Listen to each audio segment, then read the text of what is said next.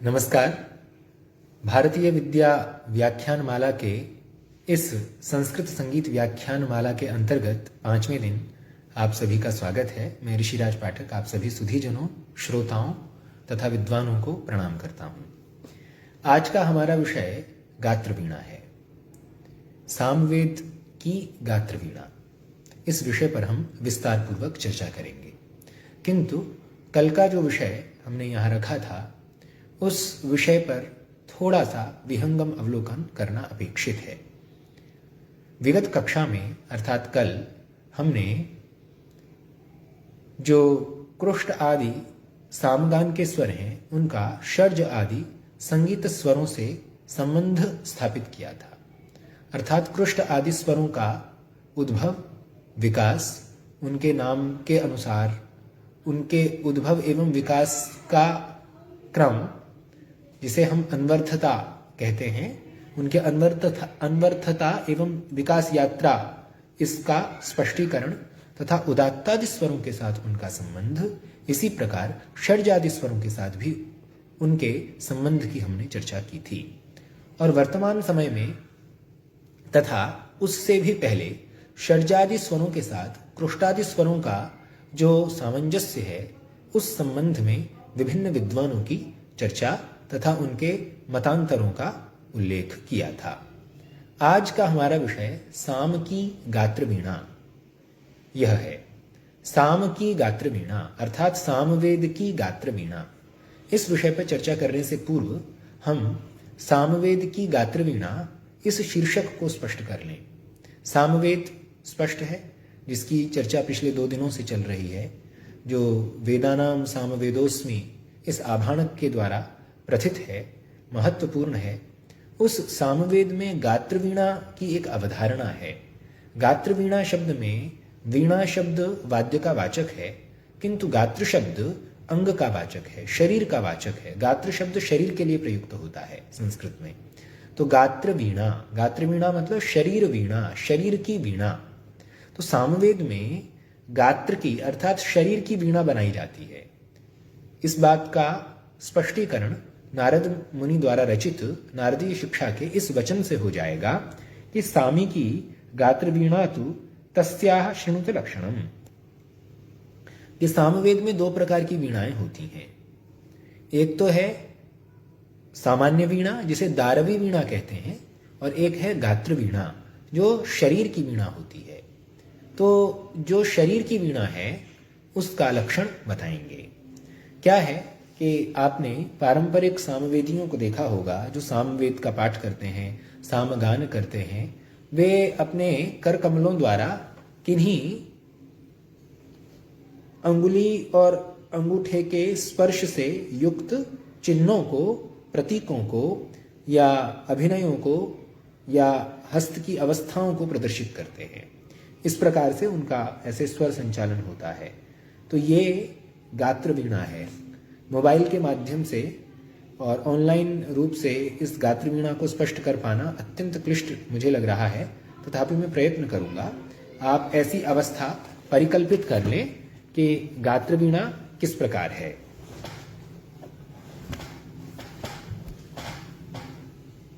इस प्रकार की अवस्था परिकल्पित कर लें। इस प्रकार की अवस्था, जैसे ये एक हाथ है, ये दूसरा हाथ है, दोनों हाथ गाय के कान की मुद्रा में इस प्रकार। अभी ऐसे दिखाने में थोड़ा मुझे क्लिष्टता महसूस हो रही है। ये घुटनों पर रहते हैं ऐसे, और फिर ये स्पष्ट दिखते हैं। तो इनका एक ऐसा प्रयोग है, मतलब इस प्रकार गात्र वीणा का प्रदर्शन होता है। तो गात्र वीणा केवल अंगुली और अंगूठा ही नहीं है, इसका पूरा सिस्टम, इसकी पूरी व्यवस्था गात्र वीणा है। और गात्र वीणा का विस्तार पूर्वक जो उल्लेख है वो नारदीय शिक्षा में हुआ है, और किस प्रकार हुआ है उसकी चर्चा हम यहां प्रस्तुत करेंगे। गात्र वीणा को अगर हम सरल हिंदी में कहें तो हाथ की वीणा, हस्त वीणा, इसको हस्त वीणा भी कहा जाता है। तो ये किस प्रकार इसका प्रयोग है, इस संबंध में हम नारद जी का मत पढ़ लें। नारद जी कहते हैं, सामी की गात्र वीणा तु तस्या शृणुत लक्षणम। कि गात्रवीणा सामवेद की होती है, अर्थात सामवेद में गात्रवीणा का प्रयोग होता है। तस्याह गात्रवीणायाः नमो नमः सर्वेभ्यः। तस्याह गात्रवीणायाः, वो जो गात्रवीणा है उस गात्रवीणा का आप लक्षण सुने, गात्रवीणा का लक्षण सुने। तो क्या है लक्षण? तो कहा गात्रवीणा तो सा प्रोक्ता यस्याम गायन्ति सामगाः। गात्रवीणा सा प्रोक्ता, गात्रवीणा उसे कहा गया है, यस्याम जिस वीणा के आश्रय से, जिस वीणा के माध्यम से या जिस वीणा के आधार पर सामगाः गायन्ति, जो सामग हैं, सामग मतलब जो सामवेद का गान करते हैं, साम की ऋचाओं का, साम के गानों का गान करते हैं, वे सामग गायन्ति। फिर उन्होंने कहा नारदीय शिक्षा में ही स्वर व्यंजन संयुक्ता अंगुल्यंगुष्ठ रंजिता, स्वर और व्यंजन से संयुक्त है और अंगुली और अंगुष्ठ से रंजित है। गात्रवीणा कैसी है? स्वर व्यंजन संयुक्ता और अंगुल्यंगुष्ठ रंजिता, स्वर और व्यंजन से संयुक्त और अंगुली और अंगुष्ठ से रंजित होती है गात्रवीणा। अब गात्रवीणा का प्रयोग कैसे किया जाए, इस संबंध में नारद जी कहते हैं नासिकायास्तु पूर्वेण हस्तं गोकर्णवत् धरेत् निवेश्य दृष्टिम हस्ताग्रे शास्त्रार्थम अनुचिंतयेत्। अर्थात जो गाय का कान होता है ना, गाय का कान कुछ इस प्रकार से होता है।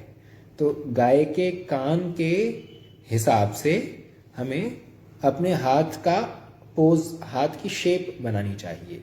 ये शेप हाथ की ऐसी रहेगी और इसको दोनों घुटनों पर हमें रखना है और नासिका के आगे की ओर, मतलब नासिकायास्तु पूर्व, नासिका के पूर्व की ओर रखना है, मतलब इस प्रकार से रखना है आपको। ऐसे ऐसे हाथ दोनों घुटनों पर रहेंगे। फिर कहा निवेश्य दृष्टिम हस्ताग्रे, और दृष्टिम को मतलब आंखों को हस्त के आगे वाले हिस्से पर, ये जो हिस्सा है यहां पर अपनी आंखों को लगा देना है। निवेश्य दृष्टिम हस्ताग्रे, और फिर शास्त्रार्थम अनुचिंतयेत्, फिर शास्त्रार्थ का अनुचिंतन करके मतलब मंत्र आदि का प्रयोग करें। फिर कहा हस्तौ च संयुतौ धार्यौ जानुभ्याम उपरि स्थितौ, दोनों हाथों को संयत करके डालना चाहिए, रखना चाहिए। कहा जानुभ्याम उपरि, जानु घुटनों के ऊपर दोनों हाथों को रखना चाहिए।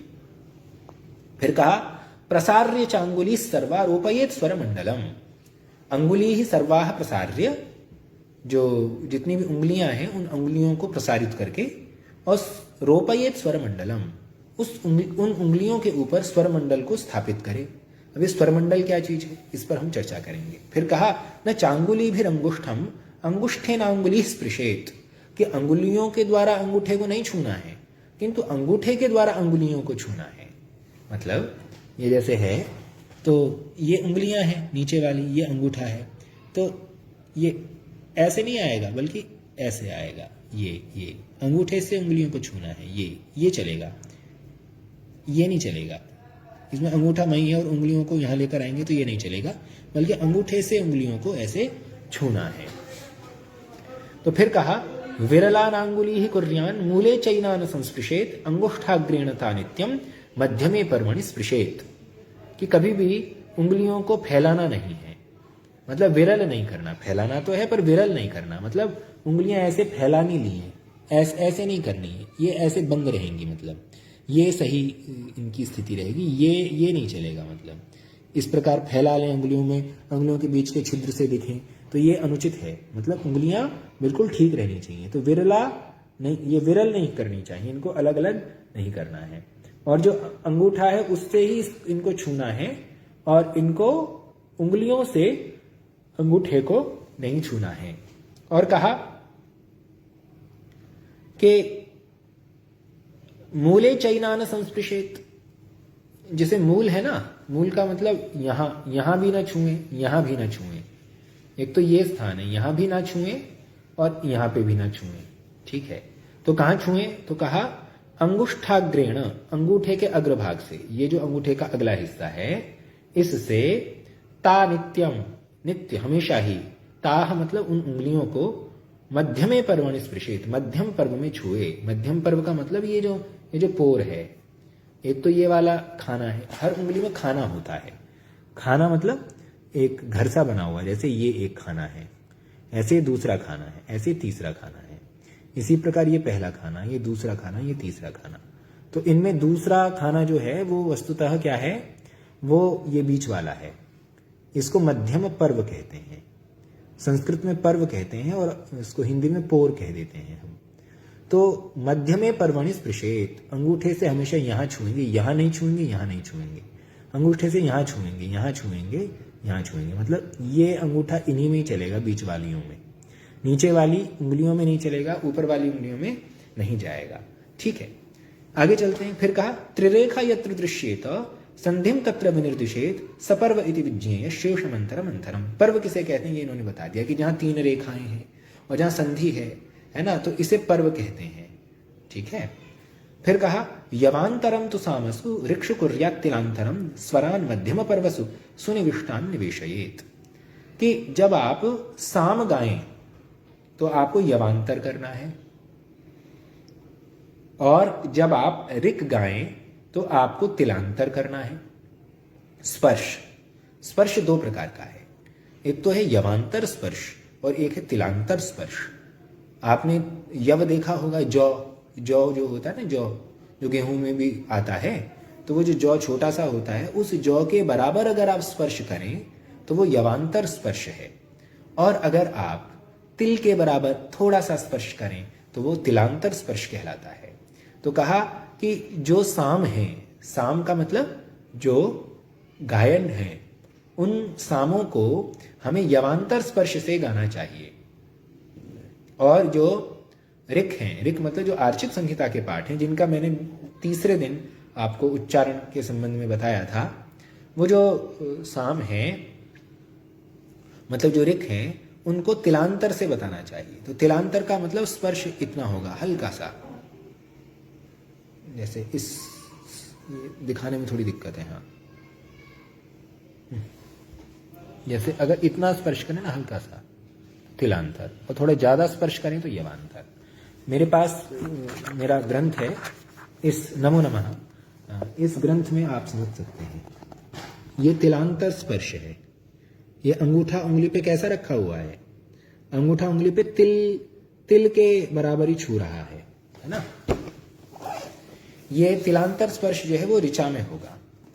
और यवांतर स्पर्श क्या होता है, यवांतर स्पर्श ऐसा होता है, यहां भी छू रहा है अंगूठा, किंतु ये अंगूठा अधिक छू रहा है। तिल, पहले तिल के बराबर छू रहा था, किंतु अब ये छू रहा है जौ के बराबर। आप देख लीजिए, ये थोड़ा सा इसमें कष्ट तो है ही, तथापि हम इस कष्ट में भी ठीक करेंगे। देखिए, ये यवांतर स्पर्श है। ठीक है, तो इस प्रकार इन्होंने कहा कि 2 प्रकार से आपको स्पर्श करना है, एक तो यवांतर स्पर्श और एक तिलांतर स्पर्श। यवांतर स्पर्श साम गानों में होगा और तिलांतर स्पर्श ऋचाओं के गान में होगा, मतलब जो ऋक पाठ है साम का, जो आर्चिक संहिता का पाठ है। अब इन्होंने कहा मात्र द्विमात्र वृद्धानाम विभागार्थम विभागवित अंगुलीभिर द्विमात्रम तो पाणे है सव्यस्य दर्शयेत। इन्होंने कहा कि अगर आपको जैसे मात्रा है ना, 2 मात्राएं हैं या वृद्ध संज्ञक है, तो इनका अलग से विभाग दिखाने में आपको अंगुलियों के द्वारा, जो उंगलियां हैं उन उंगलियों के द्वारा ही आपको बताना है। किंतु वो किस उंगली से दिखाएंगे आप, तो कहा सव्यस्य पाणेः दर्शयेत। ठीक है, सव्यस्य पाणेः दर्शयेत कहने का मतलब यह है कि आपको सव्य से दिखाना है, उल्टे हाथ से आपको दिखाना है।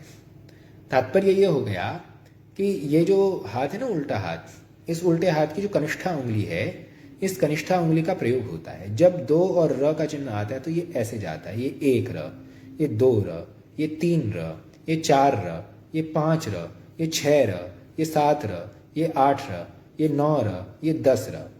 ये तब तक र बढ़ते जाएंगे जब तक कि विराम न आ जाए। जैसे निहोता निहोता सत से बरिशे, निहोता निहोता, तो ता पर 2 और र एक साथ आएगा, निहोता, ऐसे। तो ये जो सव्य पाणी से ये दिखाना है, मतलब ये द्विमात्रा को दिखाने के लिए, 2 मात्राओं को सूचित करने के लिए ये उसका इन्होंने बना रखा है, मतलब नियम है ये स्वर बताने का। अब ये बता रहे हैं कि किस पर कौन सा स्वर है। अंगुष्ठस्योत्तमे कृष्टोऽंगुष्ठे तु प्रथम स्वर प्रदेशिन्यां तु गांधार ऋषभस्तदनन्तरम् अनामिकायां षड्जस्तु कनिष्ठायां च धैवतः तस्याधस्ताच्च याज्ञा तु निषादं तत्र विन्यसेत्। इन्होंने बहुत अच्छा बताया और इससे भी ये बात स्पष्ट होती है कि जो नारद जी हैं, नारद जी जो हैं वो केवल अकेले वेद पाठी नहीं है, वो वेद पाठी के साथ साथ वीणा वादक भी हैं। तो नारद जी को कॉम्बिनेशन पता है, नारद जी को ये पता है कि संगीत के स्वर और सामगान के स्वरों में क्या तालमेल है, इसीलिए वो बहुत सुंदर ढंग से इस बात को अभिव्यक्त कर रहे हैं। और उन्होंने इस बात को बताया कि अंगुष्ठस्य उत्तमे कृष्टो, जो अंगूठा है उस अंगूठे के उत्तम में, मतलब यहां ये कृष्ट स्वर है, ये कृष्ट स्वर है। फिर कहा अच्छा जी आगे, तो फिर कहते हैं अंगुष्ठे तो प्रथम स्वर, ये जो अंगूठा है यहां प्रथम स्वर है। फिर कहा प्रदेशिन्याम तो गांधार, प्रदेशिनी में गांधार है, ठीक है। फिर कहा ऋषभस्तदनंतरम, यहां ऋषभ है मध्यमा में। तो कहा अनामिकायाम षड्जस्तु, अनामिका में षड्ज है।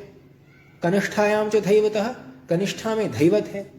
और तस्याधस्ताच्च यान्यातु निषादम तत्र विन्यस्येत्, इसके नीचे इसके बाद कोई उंगली नहीं होती। कनिष्ठा के नीचे फिर ये जगह होती है जहां बुध पर्वत आता है इनके ज्योतिष के हस्तरेखा विदों के अनुसार। तो यहां पर बुध पर्वत पर आपको निषाद स्वर करना है, तो ये निषाद हो गया। फिर से देख लेते हैं कृष्ट, कृष्ट सबसे पहले, फिर है प्रथम प्रणम्यन्ते, प्रणम्यन्ते, उसके बाद मतलब कृष्ट हो गया। कृष्ट के बाद अंगूठे में प्रथम स्वर है, प्रदेशिनी में गांधार है, ये गांधार। उसके बाद मध्यम गामा, गामा के बाद फिर इन्होंने ले लिया रे, वो ग, मतलब ये मां हो गया, ये ग हो गया, ये क्षमा करें ये रे हो गया। गांधार के बाद ऋषभस्तदनंतरम, अनामिकायाम षड्जस्तु, यहां अनामिका में षड्ज हो गया। और उसके बाद ये कनिष्ठायाम च धैवतः, कनिष्ठा में धैवत हो गया। और अंत में निषाद हो गया। तो ये नी है, ये नी है, ये ध है, ये सा है, ये रे है। तो रे सा ध नी ऐसे हो गया, है ना। और ये क्या है, ये ग है। और यहां म होगा और उससे पहले प होगा। तो प म ग रे सा ध नी, ये इन्होंने क्रम बता दिया है। फिर से देख लेते हैं। प यहां होगा अंगूठे, अंगूठे के ऊपर ये कृष्ट है, अंगूठे पर प्रथम है, ये है गांधार, यह है ऋषभ, यह है षड्ज, यह है धैवत, यह है निषाद।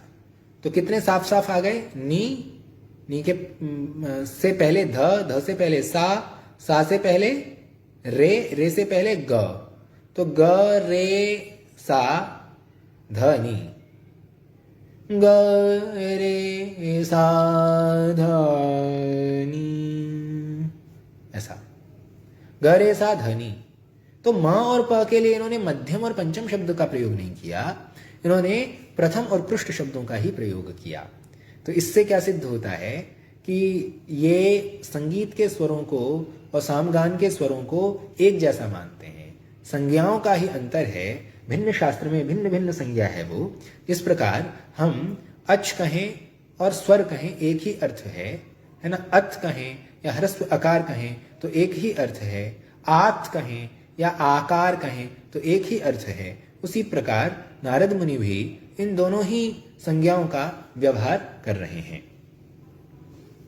तो इस प्रकार हमें यह स्पष्ट हो गया कि किसके लिए कौन कौन सा स्वर चिन्ह है। अब जरा जो वर्तमान समय की सामगान संहिता है उसमें प्रयुक्त जो चिन्ह हैं उन चिन्हों के आधार पर मैं आपको स्पष्ट करूंगा। प्रथम स्वर ऐसे होता है, ये प्रथम स्वर है, ये प्रथम स्वर का चिन्ह है। देखिए हाथ की शेप कितनी सुंदर है। ये मेरे ही हाथ हैं और मैंने इसको अपने ग्रंथ में फोटो खिंचाकर इसको इसमें डाउनलोड करा के इसको इसमें छपाया है, मतलब प्रकाशित किया है। ये प्रथम है। ये देखिए, ये ऊपर ये प्रथम स्वर का दूसरा चित्र लिया, ये द्वितीय स्वर है। जो तर्जनी के ऊपर है ये द्वितीय स्वर है, और ये जो है ये तृतीय स्वर है। तृतीय स्वर जो है वो मध्यमा के ऊपर है, मध्यमा के मध्यम पर्व पर है।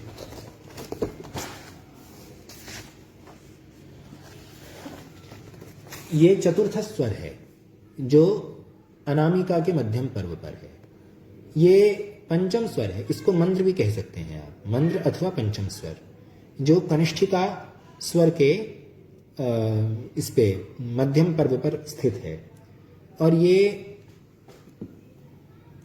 उससे भी आगे का अतिस्वार्य है अथवा अंत्य स्वर या षष्ठ स्वर कहा जाता है। ये बुध पर्वत पर है, ये जो कनिष्ठिका उंगली के नीचे है।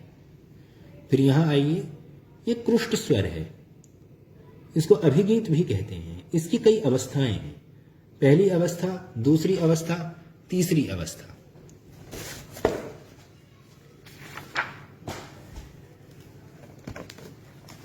इसकी चौथी अवस्था भी है। ये है आठवां स्वर, ठीक है। इस आठवें स्वर को हम डैश के रूप में जानते हैं। 8 के स्वर में क्या करते हैं कि जो मध्यम पर्व है सबका, उस मध्यम पर्व में पूरा अंगूठा खींच के लेकर आते हैं। ये देखिए,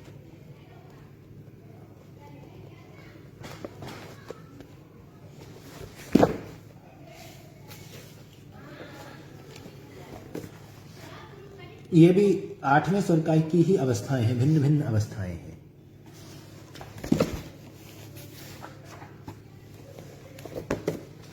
ये देखिए 8वें स्वर की भिन्न भिन्न अवस्थाएं, आगे जाता जा रहा है ये सब। ये 8वां स्वर है।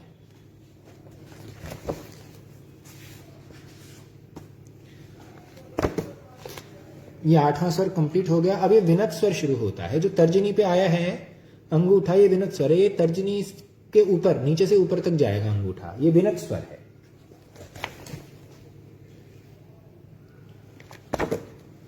इसको नवां स्वर भी कहते हैं, नौवां, 9th। ये देखिए,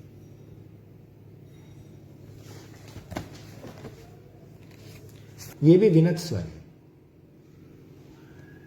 ये ऊपर की ओर जा रही है ना, ये अंगूठा जा रहा है तर्जनी के ऊपर से निकल के, ये विनत स्वर है।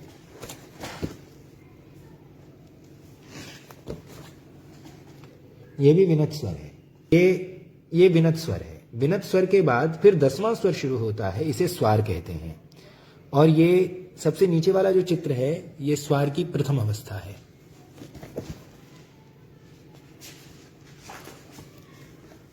ये स्वार की दूसरी अवस्था, तीसरी अवस्था, चौथी अवस्था, 5वीं अवस्था, 6ठी अवस्था, 7वीं अवस्था। ये स्वार कंप्लीट हो गया है।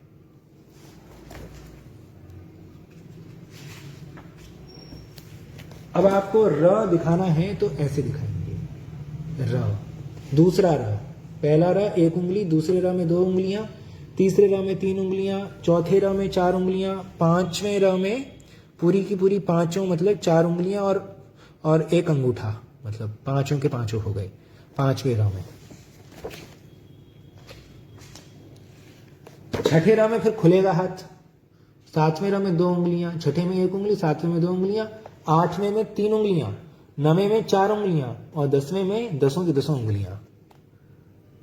अब ये 3 और क को बताने के लिए, जिसे क्षैप्र कहते हैं, उसको बताने के लिए जो मध्यमा उंगली के सबसे ऊपर शिखर पर जो अंगूठा बैठा है, ये स्वर शुरू होगा। तन्वा गिरा मम जाता सुक्रतो प्रण।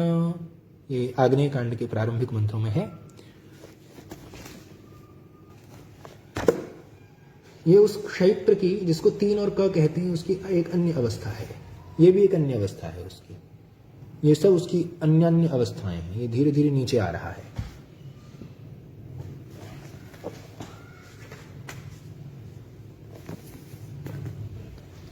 ये भी 3 क को प्रदर्शित करने की भिन्न भिन्न अवस्थाएं हैं। ये भी भिन्न भिन्न अवस्था है। अब ये दो र को प्रदर्शित करने के लिए दोनों हाथों से प्रदर्शित किया जाता है। इसके लिए ये दोनों हाथ एक साथ आपके समक्ष दिखाएं, जो भी मैंने थोड़ी देर पहले आपको दिखाए थे।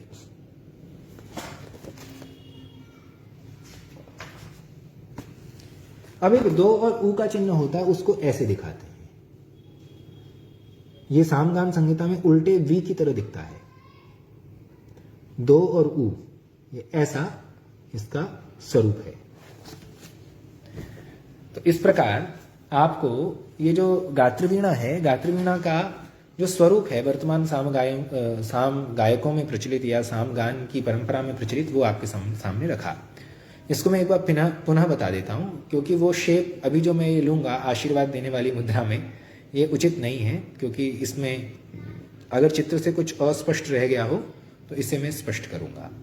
1 2 3 4 5 6 7 7, ये 7 का इतना बड़ा है, मतलब 7 8, मतलब ये 8 है, ये 9 है, ये 10 है। बड़े धीरे धीरे घुमाना है ऐसे हाथ करके, मतलब ऐसे ऐसे मुट्ठी बांध के ये ऐसे जाके ये यहाँ ख़त्म होगा। ये 8, ये 10 है, ठीक है। पुनः 1 2 3 4 5 6 नीचे आ गया, 7 8 9 10, ये 10 स्वर हो गए। ये र का स्वर है, पहला र, दूसरा र, तीसरा र, चौथा र, पांचवा र, छठा र, सातवां र, आठवां र, नौवां र, 10वां र।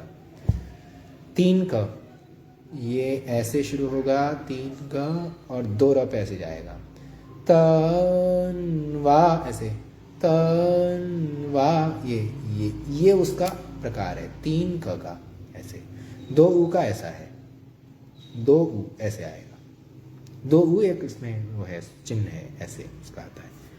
तो इस प्रकार गात्रवीणा का जो प्रयोग है वो मैंने आपके समक्ष रखा है, किंतु अभी गात्रवीणा पर अभी बहुत कुछ कहना बाकी है। ये तो सामान्य आपको गात्रवीणा की पोजीशंस, जो उंगलियों की पोजीशन है, वो आपके सामने रखी है। अब प्रश्न ये है कि जो गात्रवीणा है, इस गात्रवीणा का और क्या महत्व है, मतलब इसमें और क्या खास बात है। तो इसके संबंध में ये माना जाता है कि आपने पाश्चात्य संगीत में स्वरलिपि का एक प्रकार देखा होगा। जो पाश्चात्य संगीत होता है उसमें जो स्वरलिपि होती है वो भिन्न प्रकार की होती है। ये जो अंग्रेजी जब हम बचपन में सीखते थे ना, लिखते थे, ABCD लिखना सीखते थे, तो 4 लाइन वाली कॉपी आती थी वो। तो 4 लाइन वाली जो कॉपी है वैसे ही स्टाफ नोटेशन होती है। स्टाफ नोटेशन का मतलब होता है पाश्चात्य संगीत की स्वरलिपि बताना। स्वरलिपि होती है हमारे यहाँ। स्वरलिपि का मतलब जैसे हमारी लिपि होती है ना, लेखन की जो लिपि होती है, ऐसे ही संगीत में स्वरलिपि होती है। और संगीत की जो स्वरलिपि होती हैं वो अभी 2 प्रकार की प्रचलित हैं, जैसा मैंने प्रथम या द्वितीय कक्षा में बताया था। एक तो है भातखंडे पद्धति लिपि, जो उत्तर भारत में चलती है, और एक पलुस्कर पद्धति है ये लिपि की, ये दक्षिण में अधिक चलती है। वैसे दोनों चलती हैं सामान्य रूप से। तो उसमें क्या होता है कि स्वरलिपि के माध्यम से हम गायन कर पाते हैं। जैसे उदाहरण के लिए सा रे गा रे ध ध सा रे गा रे पा गा पा धा प ग रे सा रे ग रे सा ग सा।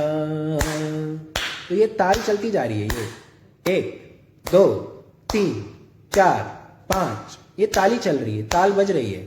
तो आपको कितने समय में, कितने ताल में कौन सा स्वर लेना है, कितने स्वर लेने हैं, ये आपको स्वरलिपि बताएगी।